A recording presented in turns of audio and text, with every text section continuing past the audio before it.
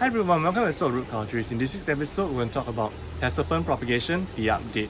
So this is an update of the Tassel Fern Propagation that we did 7 months ago, and the link for that video will be in the description section below.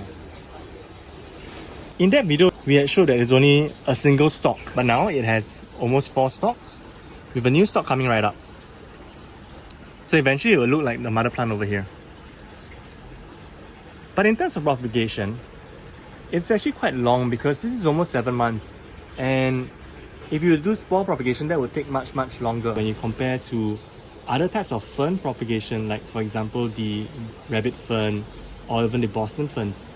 Those take a much faster growth rate, and so sometimes you don't really see tassel fern propagation out there, or propagated tassel ferns, much in the market. And so at this stage, you'll probably give them some slow release fertilizer to kickstart a little bit more on the growth.